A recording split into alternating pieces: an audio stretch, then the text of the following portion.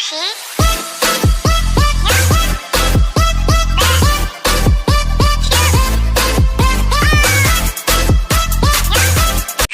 we have breakfast together?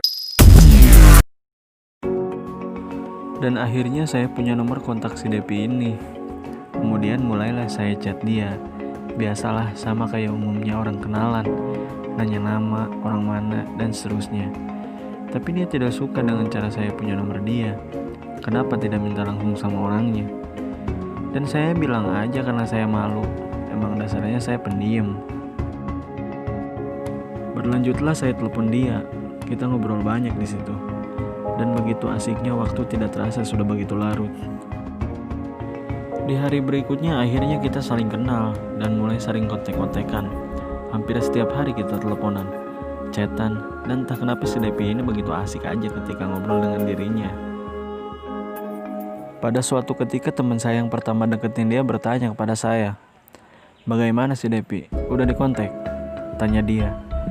Lalu saya bilang, "Sudah, tapi dia tidak suka dapat nomor dia dari kamu. Harusnya minta langsung." Saya bilang aja malu, dia cuma ketawa aja. Saya tidak berani deketin si Depi ini karena tidak enak juga sama teman saya. Dan sepertinya teman saya jatuh cinta beneran sama dia. Padahal dia udah punya istri. Tapi yang namanya perasaan gak bisa dibohongin. Dari cara lihatnya aja udah beda. Tapi aneh entah kenapa perasaan saya tiba-tiba berubah. Mungkin karena begitu seringnya kita kontek-kontekan, jadi perasaan saya mulai ada sama dia. Dan disitulah saya mulai ngeberaniin diri buat deketin dia. Hari-hari terus berganti, perasaan saya pun sudah mulai besar sama dia. Dan saya pun mulai ngeberaniin ngajak dia keluar. Dan dia tidak menolaknya. Saya seneng dong, akhirnya bisa ngobrol langsung sama idola pria-pria hidung belang di perusahaan tempat saya bekerja. Pada akhirnya saya bertanya sama si Depi, "Kamu deket ya sama teman saya?" Tanya saya. Lalu dia jawab, "Enggak, biasa aja. Lagian dia udah punya istri juga." Saya diam dan bertanya-tanya, kok dia tahu kalau teman saya udah punya istri? Lalu saya tanya lagi, "Kamu tahu dari mana?" Dia bilang dari temennya, kan pernah satu bagian sebelum masuk sini. Tapi saya masih heran, kayak ada sesuatu. Berlanjutlah ketika pulang kerja saya dengan rasa penasaran yang begitu tinggi. Saya telepon dia, lalu menanyakan pertanyaan waktu siang. Lalu si Depi ini mulai menceritakan bahwa teman saya memang suka.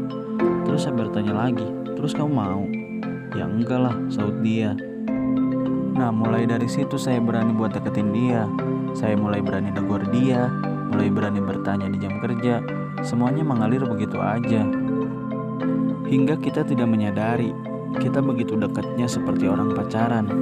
Tiap hari teleponan, chatan, hingga tidak tahu waktu. Hari-hari kita lewati berdua, kemana-mana berdua. Sungguh waktu yang tidak bisa dilupakan. Hingga pada suatu saat, kita baru pulang kerja. Saya pergi beli makan di tempat biasanya saya makan. Ketemulah saya sama teman saya itu. Ternyata dia lagi beli makan juga. Saya tegur dia, "Tumben beli makan di sini." Dia jawab, "Iya nih, istri pesan makan." Oh ya udah, saya biasa aja dong.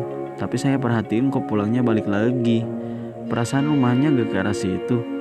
Saya sih berpikiran mungkin ke temennya dulu. Lalu saya pulang dan seperti biasa saya telepon si Depi. Saya tanya, "Kamu udah makan?" "Belum," sahut dia. "Tapi tadi teman kamu kesini bawa makan," lanjut dia. Saya ketawa di situ. Dia nanya, "Kenapa ketawa?"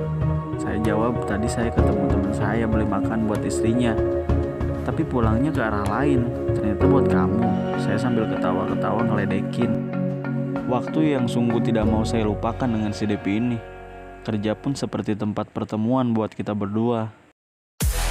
Hingga pada suatu saat ada seseorang yang memberitahu saya bahwa si Depi sudah mempunyai cowok dan dia datang ke kosannya. Saya tidak marah, tapi kecewa. Kenapa dia tidak jujur dari awal? Toh pasti ketahuan juga kan?